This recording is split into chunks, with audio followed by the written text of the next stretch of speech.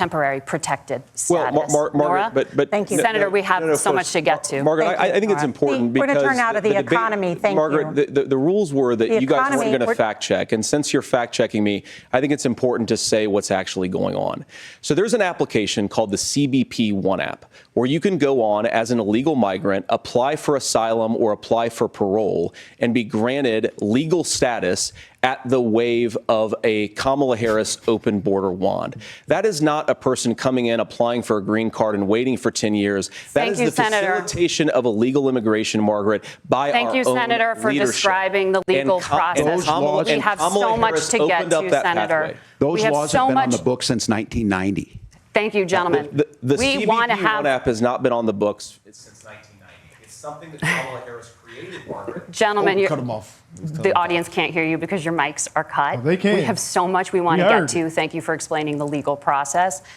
Oh, we heard it. Yeah, man. It's just very biased. Let's go on the website. But that's the rules. Why do it? Let's check the website. They're biased against JB. What's the website again? CBP One app. Let's get on CBP One app. When was the CPB One They said it came in 2020. Where does it say that? They said that on the news. Oh, well, then there we go. Oh, they did on the last one. Yeah, they did. They tried to say Trump made it. They tried to say Trump made it. They did. So let's see when was it really made. No way, bro. Was that bad of a blatant lie right there? Well, they said that illegal immigrants can just come in the country and be granted temporary legal status. Here, the CBP One app. That's too blatant of a U.S. October 28th, 2020. That's when it was. It says CBP One app was introduced in January 2023. Huh? She was lying. Hold on. No, see, I see. Okay, it was initially launched in 2020, but then in January 2023, the functionality was expanded to include unauthorized migrants seeking protection from violence, poverty, and persecution. So that's why they turned around. Oh, you started this. Oh, but they all changed it in 2023 to include all the illegal migrants. Ooh. So thank you for that.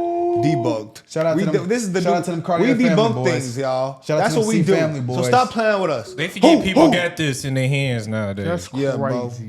Don't believe these people, bro. These people will lie to you. We just caught them blatantly. Blatant. You said Trump made it. But did not the part where the migrants are coming. That is the problem. That's what he just said. It says migrants in so Mexico. So what did 1990 listen. It says migrants in Mexico have used the CBP One app 64 million times to request entry into the U.S. That's fucking insane. So it tells them. So 1990 was just. That was just hooting and hollering. 400. Are we sure? It just said it was made in 2020. That's what that we see it in the last reaction. They said it was made in 2020. Yeah. That debunks it right there. Damn. I just looked it up. Yeah, we just looked it up. 1990. When they were talking, at one point, Vance wanted to correct something about how Haitians got into this country.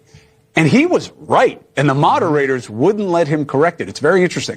Margaret, but thank you, Senator. We have so much to get to. Margaret, I think it's important because we're going to turn out of the economy. Thank you. Margaret, the rules were that you guys weren't going to fact check, and since you're fact checking me, I think it's important to say what's actually going on. That is the facilitation of illegal immigration, Margaret, by our own leadership. Thank you, Senator, for describing the legal process. We have so much to get to, Senator. Those laws have been on the books since 1990. Thank you, gentlemen. The CBP One app has not been on the books since 1990. It's something that Kamala Harris created, Margaret. Gentlemen, the audience can't hear you because your mics are cut. Okay. Well, there you have it. And look, Vance was right. Okay? There's nuance to it. But the bigger problem is why he was moved on. We've got so much to get to. This says who? You know what I mean? Like, what is the schedule here? So you have a list of topics? That's not what it's about.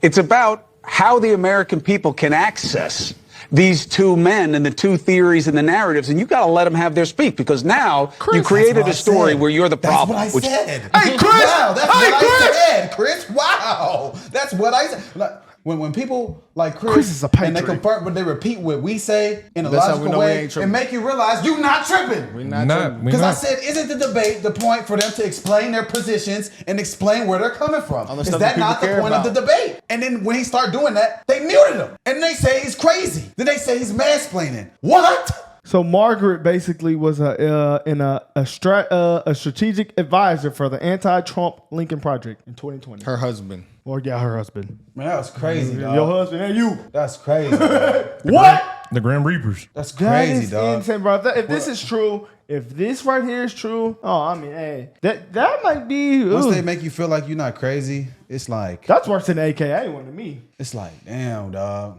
AKA wasn't even that bad. I mean, that happens. But Whoa. this right here is crazy. What? They only getting Americans $750, but they sent over billions of dollars. To Yeah, Ukraine. hurricane relief. They only give people $750. Wow. So Figure the it moderator out. husband was involved in an anti-Trump campaign, basically. Wow. Republican from Ohio said Vice President Harris became the appointed border czar.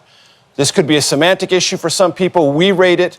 The CBS News confirmed team is false, and here is why. What the hell? That was never Kamala Harris's Yes or title. no? That was never her designated role. Wow. Immigration Biden said policy flowed through the president and the Secretary of Homeland Security, Alejandro Mayorkas. What Kamala Harris was appointed to do or asked to do was look at the root causes of immigration in the so-called Northern Triangle countries, Honduras, El Salvador, Guatemala. Last night's moderators promised us they would take a step back on the fact-checking and let the VP candidates correct each other, but it only took about 25 minutes for us to get this heated moment. It's something that Kamala Harris created, Margaret. Gentlemen, the audience can't hear you because your mics are cut. Oh, the audience heard him. Joe Conch is a Fox News contributor, and he joins me now. Joe, I guess CBS's no fact-checking by the moderators rule only applies if candidates stick to CBS's narratives around things like Springfield and immigration. Yeah. Joe? Well, butter my butt and call me a biscuit. I can't believe we saw bias from the CBS moderators last night, Todd. I mean, Arbor Hume, during the post-debate coverage, called the moderators, quote, obnoxious, unquote, and that was the perfect word to apply here. Laura Ingraham called the fact checks smug and arrogant bias, and they're both right. This was journalistic malfeasance. CBS promised the moderators, to your point, were not going to fact check. And then when they did, of course, 3 times, all the fact checks were on J.D. Vance and none on Tim Walz. But to his credit, as you just showed, J.D. Vance pushed back and fact-checked the fact-check, yet didn't lose his cool. So if we're all keeping score at home right now, over 2 debates, 8 fact-checks for Donald Trump and J.D. Vance combined during ABC and CBS's debates, respectively.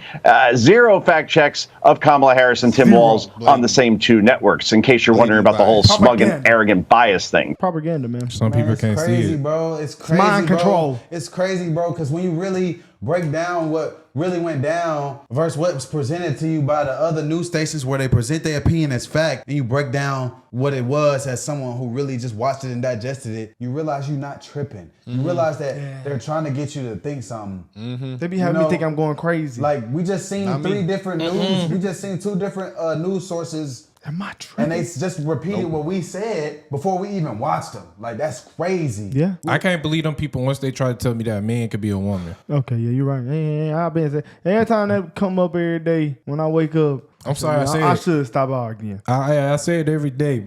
They was the first people trying to say. And then when Charlie asked that dude at the DNC, he ran off. You're I weird. hate Democrats, bro.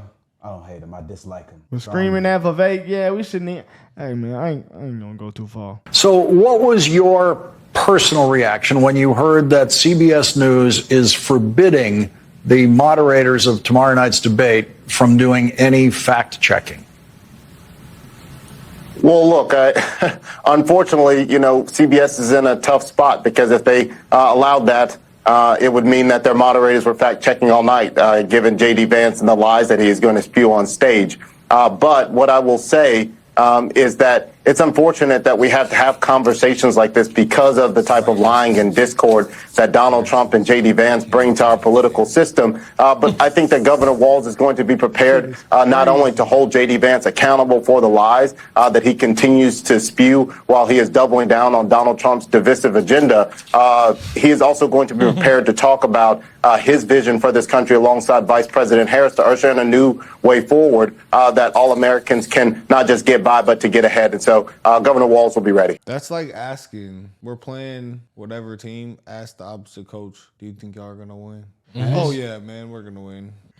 What is he supposed to say? This stuff What is, other answer did you expect? This stuff is crazy, man. It's like crazy how people they are not that smart. No, facts. It's 2 crazy plus that 2. they try to control the narrative so much and then tell you what to think about the narrative that they just tried to control and create. And that's my problem. If the news is supposed to be where we come to get informed, just give me the news and don't give me your opinion. That's what it is. And if you're going to give me your opinion, say, in my opinion. Don't try to tell me how to process information as if I'm an idiot. But it's going to always be two opinions because it's like multiple ways how you look at a scenario. So they need to make a news channel and say, here's our Republican stance, here's our Democrat stance. Not even that. Just say, this is what happened. And this is my opinion on it. You can form yours. Don't come on the news and then push your opinion as how it went and as fact. That's what my problem is. They just went on MSNBC with that panel of Joy Reid and that other short-haired lady and them other people, and they just talking about, well, this is what happened. This is this, and this is they're lying. This is that. This is that. No, bruh. No. This what happened. This is what I think. And you can think what you think. They're paid propaganda, so it's nothing we can really do, man. They tell you their opinion and tell you what they think, and then some idiot eats that up and go and repeat that like they just thought of that themselves. Like, I was arguing with some old people the other day, and they were saying everything that they say on the news, and I looked them dead in his face. I said, do you have your own opinion, or do you just repeat what they say on the news? He said, you disrespectful. The fuck? They go to the They ain't gonna try to do Are you mad because I'm right? Like, that's all. Yeah, that's all I know. Like, say you a bad guy. He said you're disrespectful, young man. I ain't here to sell ice cream. That's just what it is, homie. I'm disrespectful then. That's just my opinion. I'm asking you a question. If you think it's so disrespectful, do you have your opinion, or you just saying what they say on the news? That's why I told him straight like that. Thanks, Jake. I'm here in the spin room with Donald Trump Jr. You urged your dad to pick J.D. Vance as his running mate famously a few months ago. How do you think he did tonight? I thought it was a masterclass. It was just an incredible performance, just real command of the facts. Didn't let sort of the fake fact check, try to steamroll him. He came back with actual facts. I think he literally won every issue across the board. I think he was actually very comfortable on so many of the issues that Republicans tend to fail. He was probably more comfortable in those issues than most Republicans are, even on our strong points. So I think it was an incredible debate. We've been leading with incompetence and weakness for 4 years. The world has watched, and they've capitalized on that. Our enemies, Iran, wants Kamala Harris to be president. They've said that. They've leaked documents to her, stolen from our campaign, that they hacked. Russia has said they want Kamala Harris to be president. Because a weak America is good for Russia, a weak America is good for Iran, and a weak America is great for China, all of whom are chomping at the bit for a Harris-Waltz administration and the continuation of the Biden policies that have failed America for the last 3.5 years. Well, and I should know. Well, there it is. The Poland prime minister kept it 100. It's crazy because he said Trump. You know what I think is happening right now? America been so content of winning and winning and winning that we got complacent. And then we think our ops now wasn't going to try to spin back. Think about the people, our generation, we've never seen another country really do anything to us. We just, can't nobody whoop us. Yeah. Oh, all right. So we think everything's sweet. Yeah, we just need to put a weak-ass president in there for change. Because they're not going to attack us. We're America. We need our first black woman They're president. good people over there. Yeah, what's all the people from the other countries? Wake up, goddammit! Hey, brother. No, that's some serious shit. Okay. That's some serious shit, though. Don't know. I feel like if the Israel war get a little bit worse, Taiwan might get invaded. No, that's a very high possibility. And I think off of our presidency, don't fear monger, Taj. I'm sorry, guys. I'm just seeing what I'm calling. But that's neither here nor there. We can't do nothing about that. And I feel like for Trump. That's the only thing you can do. We got to get Trump in there so he can. I feel like China might take Taiwan, y'all, if Kamala wins. Hopefully that doesn't happen, man. But we know what we got to do, guys. Vote. Vote. Let's hope that it's not rigged. Vote. Pray. Period.